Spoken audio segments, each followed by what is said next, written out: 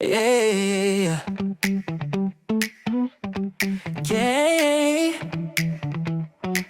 Eh. Sa social media, daming nagtatalo. Opinyon dito, opinyon doon.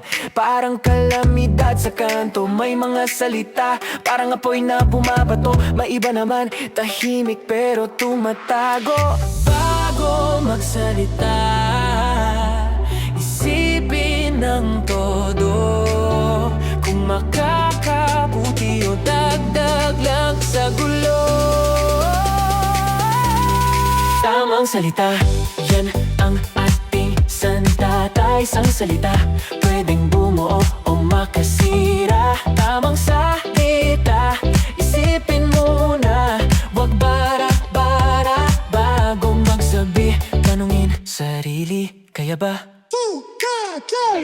Kaipuhan magtimpi bago magpadalos-dalos ang bawat salita. May bigat, parang kalang nabakal. Kahit biro lang, minsan biglang nagkakalat. Kahit sa online, respeto'y dapat laging tapat. Isang beses magkamali, dami nang maghahabol. Kaya isip muna, wag lang basta umarangkada ng sagot.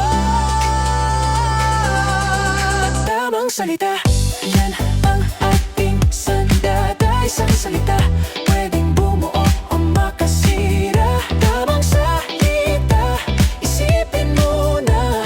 Wag bara-bara bago magsabi. Tamang salita, yan ang ating sandatay. Isang salita, pwedeng bumuo o makasira. Tamang salita, isipin muna.